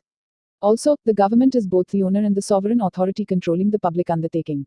It would be unrealistic and imprudent for an official to sit in judgment of a decision taken by a board of which he is a member. There is a case for not nominating nor permitting serving officers to be nominated on boards of public sector bodies since there could be a conflict of interest. 2.7.12 Recommendations. A. Public service values towards which all public servants should aspire, should be defined and made applicable to all tiers of government and parastatal organizations. Any transgression of these values should be treated as misconduct, inviting punishment. B. Conflict of interest should be comprehensively covered in the Code of Ethics and in the Code of Conduct for Officers. Also, serving officials should not be nominated on the boards of public undertakings. This will, however, not apply to non-profit public institutions and advisory bodies. 2.8 Code of Ethics for Regulators. 2.8.1 There are codes of conduct for professionals and other trades. In fact, such codes have existed in society since time immemorial. For example, Hammurabi's code prescribed: if a builder builds a house and constructs it well, the owner will pay 2 shekels for each surface of the house. If a builder builds a house for someone and does not construct it properly, and the house which he built falls down and kill its owner, then that builder shall be put to death. Box 2.9 The credibility of a profession. The credibility of a professional council, including its disciplinary body, in respect of any profession, whether it is law, medicine, accountancy, or any other vocation, depends upon how they deal with cases of delinquency involving serious misconduct which has a tendency to erode the credibility and reputation of the said profession, and the punishment, of course, has to be commensurate with the gravity of the misconduct. Supreme Court in Sambhu Ram Yadav vs Hanum Das Khatri. Dated the 26th of July 2001. 2.8.2 The prescription and enforcement of codes of conduct for different sections of society is generally through internal regulatory mechanisms. Guilds are the oldest example of such a mechanism. A guild was an association of persons of the same trade or pursuits, formed to protect mutual interests and maintain standards. With the emergence of competition and industrialization, guilds have more or less ceased to exist. However, the last century has seen the emergence of a large number of professions, especially in what is today termed as the services sector. These professions initially organized themselves into different types of associations in order to pursue common objectives and also to evolve acceptable norms of behavior and mechanisms to enforce them. In some cases, such mechanisms have been provided statutory backing. The Indian Medical Council Act, 1956, 102 of 1956 prescribes that the Council may prescribe standards of professional conduct and etiquette and a code of ethics for medical practitioners. The Medical Council has accordingly made regulations relating to the professional conduct, etiquette and ethics for registered medical practitioners. The Advocates Act, 1961 incorporates the functions of the Bar Council of India, which include laying down standards of professional conduct and etiquette for advocates. The Chartered Accountants Act, 1949 stipulates the creation of the Institute of Chartered Accountants of India for regulation of the profession of chartered accountancy in India.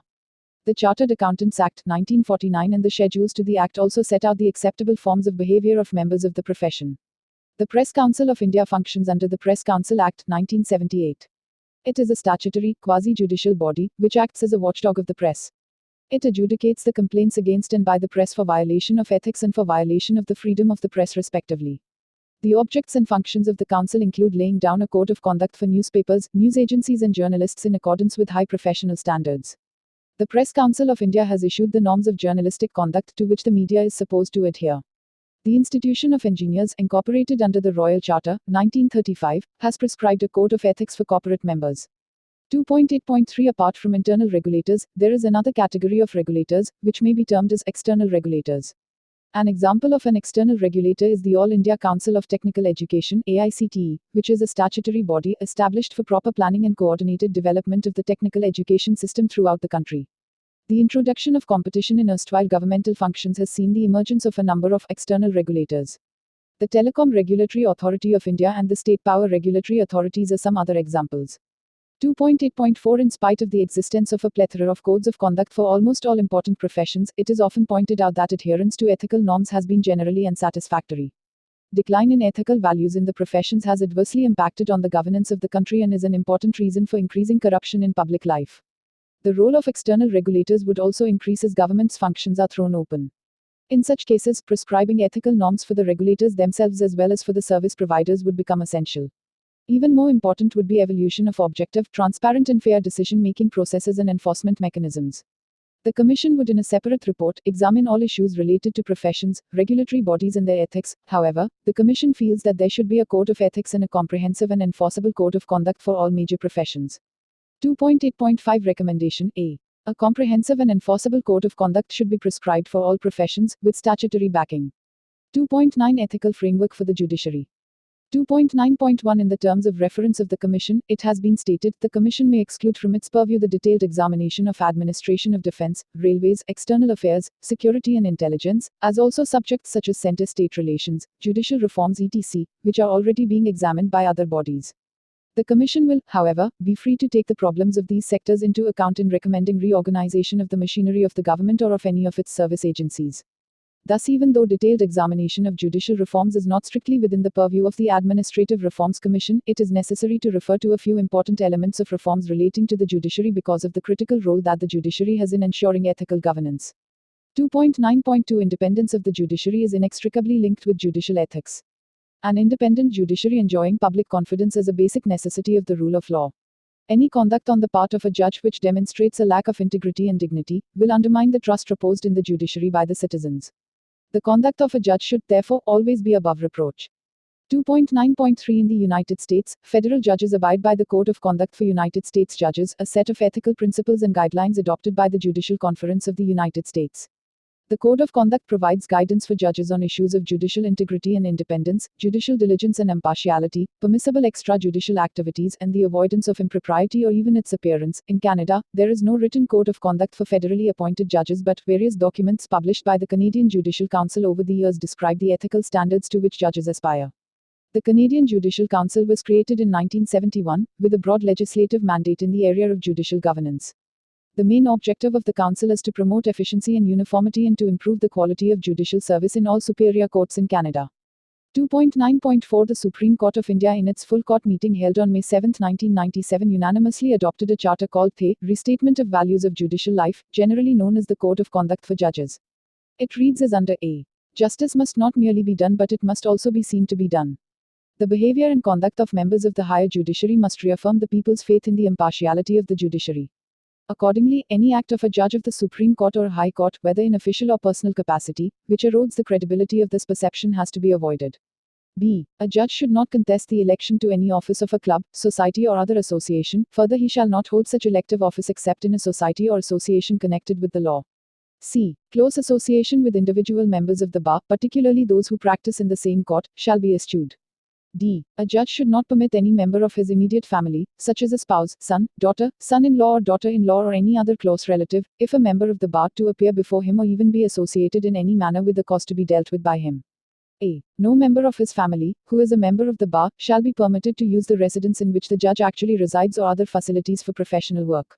F. A judge should practice a degree of aloofness consistent with the dignity of his office. G. A judge shall not hear and decide a matter in which a member of his family, a close relation or a friend is concerned. H. A judge shall not enter into public debate or express his views in public on political matters or on matters that are pending or are likely to arise for judicial determination. I. A judge is expected to let his judgments speak for themselves. He shall not give interviews to the media. J. A judge shall not accept gifts or hospitality except from his family, close relations and friends. K. A judge shall not hear and decide a matter in which a company in which he holds shares is concerned unless he has disclosed his interest and no objection to his hearing and deciding the matter is raised. L. A judge shall not speculate in shares, stocks or the like. M. A judge should not engage directly or indirectly in trade or business either by himself or in association with any other person. Publication of a legal treatise or any activity in the nature of a hobby shall not be construed as trade or business. N. A judge should not ask for, accept contributions or otherwise actively associate himself with the raising of any fund for any purpose. O. A judge should not seek any financial benefit in the form of a perquisite or privilege attached to his office unless it is clearly available. Any doubt in this behalf must be got resolved and clarified through the Chief Justice. P. Every judge must, at all times, be conscious that he is under the public gaze and there should be no act or omission by him which is unbecoming of the high office he occupies and the public esteem in which that office is held. These are only the restatement of the values of judicial life, and are not meant to be exhaustive but illustrative of what is expected of a judge. Box 2.10 Independence of Judiciary. A judiciary independent of a king or executive alone is a good thing, but independence of the will of the nation is a solecism, at least in a republican government.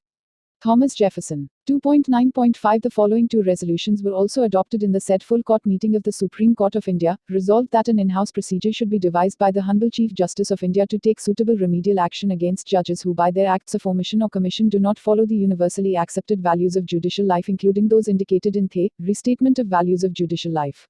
Resolved further that every judge should make a declaration of all his, her assets in the form of real estate or investments, held by him, her in his, her own name or in the name of his, her spouse or any person dependent on him, her, within a reasonable time of assuming office, and in the case of sitting judges within a reasonable time of adoption of this resolution, and thereafter whenever any acquisition of a substantial nature is made, it shall be disclosed within a reasonable time. The declaration so made should be to the Chief Justice of the Court. The Chief Justice should make a similar declaration for the purpose of the record. The declaration made by the judges or the Chief Justice, as the case may be, shall be confidential. 2.9.6 The Restatement of Values of Judicial Life is a comprehensive but not exhaustive code of ethics. As stated earlier, mere prescription of a code of conduct is not an end in itself. Along with the code of conduct, a mechanism for enforcing the code needs to be evolved. It would be desirable to designate a senior judge of the Supreme Court as the Judicial Values Commissioner.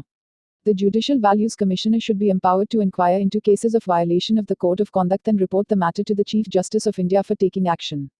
The Judicial Values Commissioner should have jurisdiction over the judges of the Supreme Court and members of other judicial and quasi-judicial bodies.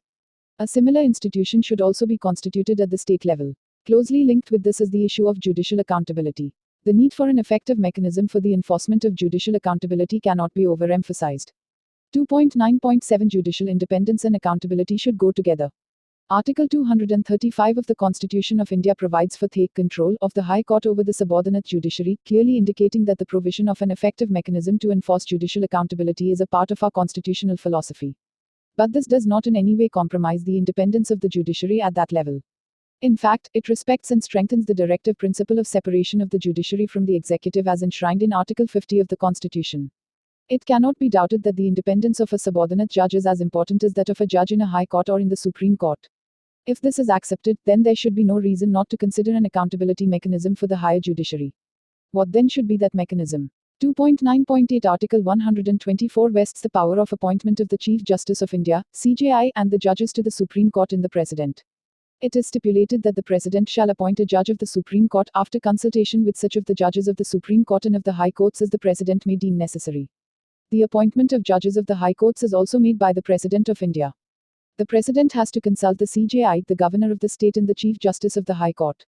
A presidential reference was made on 23 July, 1998 to the Supreme Court in which 9 questions were referred for consideration by the Supreme Court. One of the principles laid down by the Supreme Court was that the Chief Justice of India has to form a collegium of 4 senior-most Queen judges of the Supreme Court. This is necessary for appointments of judges to the Supreme Court or to transfer a High Court Chief Justice or a High Court Judge, and the opinion of the collegium will have primacy in the matter of appointments. It further clarified that it is open to the executive to inform the collegium of its objections. However, if the Chief Justice and his companion judges are still of the view that there is no reason to withdraw their recommendation, then that appointment should be made as a matter of healthy convention.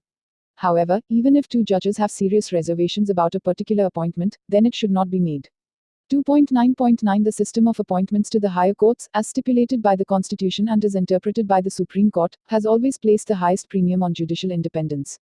In India, it is only a collegium of judges that recommends to the President names for elevation to the bench, and there is no outside advice available for this purpose. Judicial pronouncements have made the recommendation binding. Perhaps in no other country in the world does the judiciary have a final say in its own appointments. In India, neither the executive nor the legislature has much say in who is appointed to the Supreme Court or the High Courts. The current system of appointments is not open to public scrutiny and thus lacks accountability and transparency. A comparative analysis of the appointment mechanism for judges in different countries is given in Table 2.1.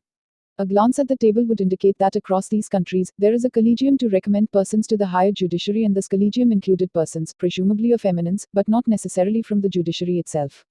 2.9.10 A closely related aspect of the accountability of judges is the mechanism for removal of judges for deviant behavior. Other than impeachment under Articles 124, 4, and 217, 1, there is no mechanism to proceed against any inappropriate behavior or misdemeanor of judges. At the time of framing the Constitution, it was felt that judicial conventions and norms would constitute strong checks.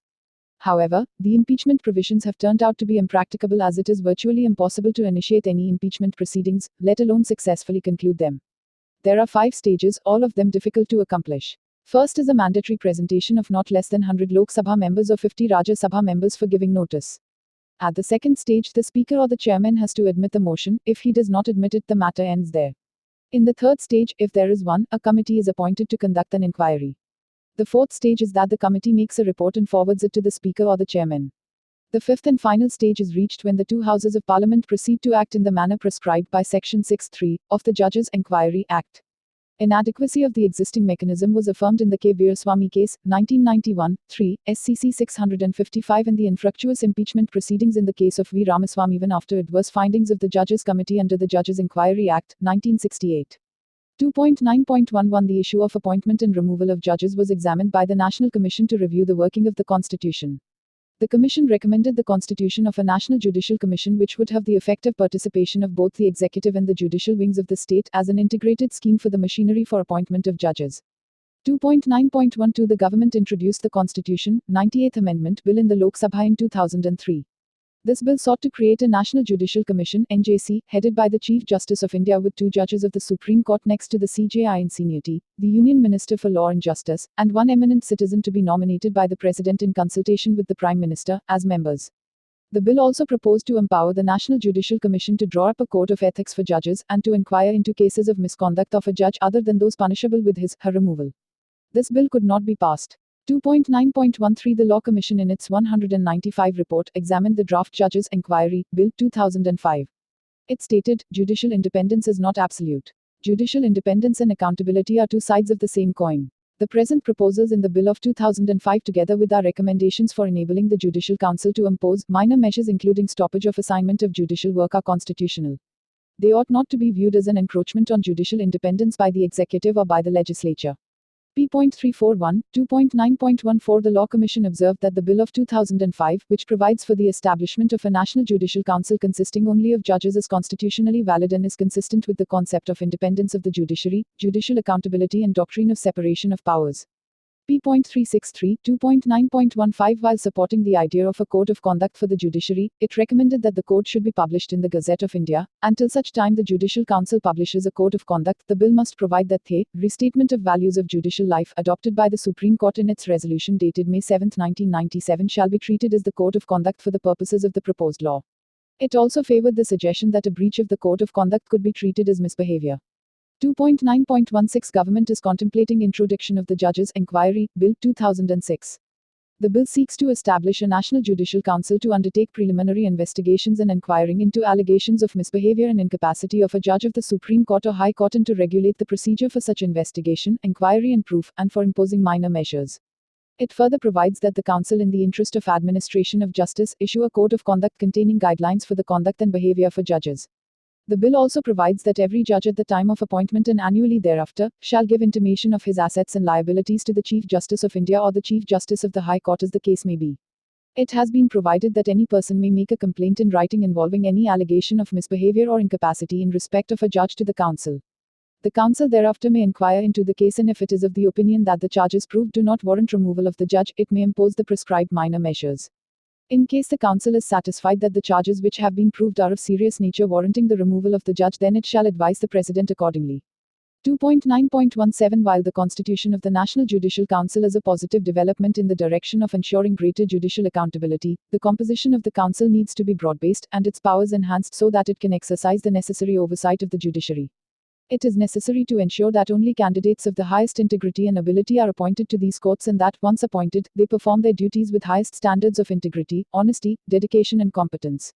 This requires most meticulous scrutiny at the time of appointment. Such scrutiny would be ensured if the National Judicial Council has representation from the executive, the legislature and the judiciary. 2.9.18 is pointed out in para 2.9.10, the impeachment process for removing errant judges has failed.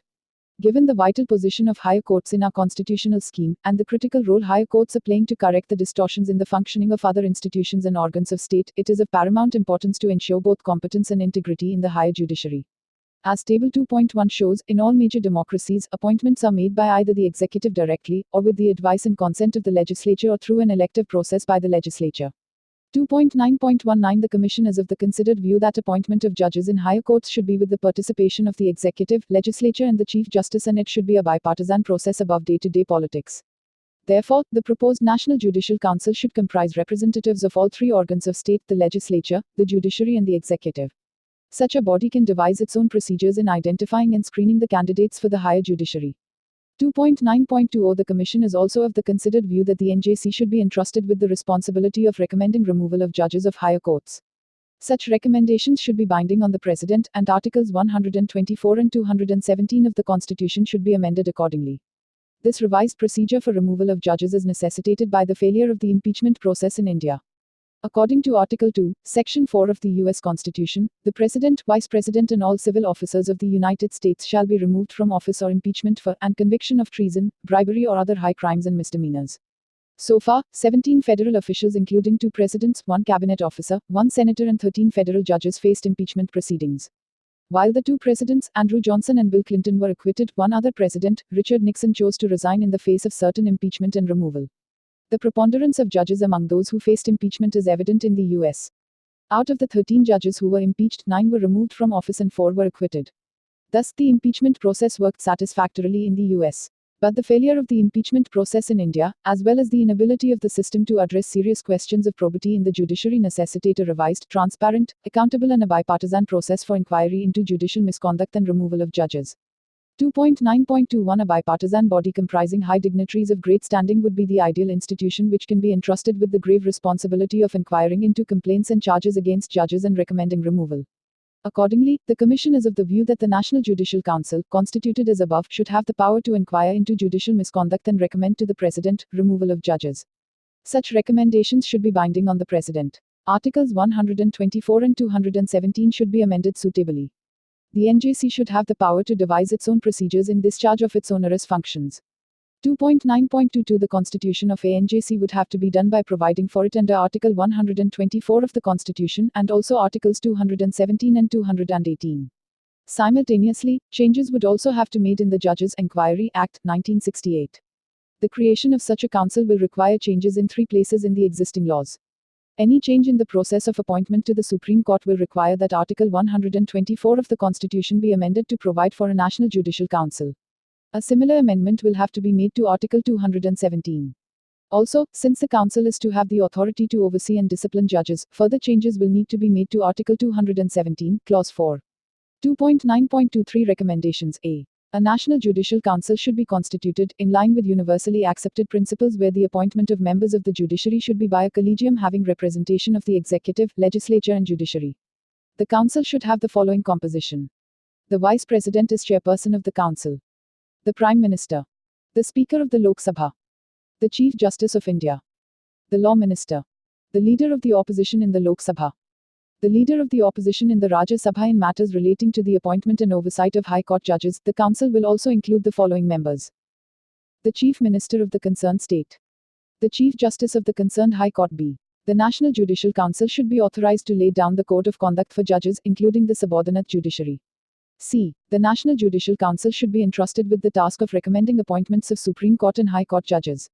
It should also be entrusted the task of oversight of the judges and should be empowered to inquire into alleged misconduct and impose minor penalties. It can also recommend removal of a judge if so warranted. D. Based on the recommendations of the NJC, the President should have the powers to remove a Supreme Court or High Court judge. A. Article 124 of the Constitution may be amended to provide for the National Judicial Council. A similar change will have to be made in Article 217. Also, since the Council is to have the authority to oversee and discipline judges, further changes will need to be made to Article 217, Clause 4. F. A judge of the Supreme Court should be designated as the Judicial Values Commissioner. He/she should be assigned the task of enforcing the Code of Conduct. Similar arrangement should also be made in the High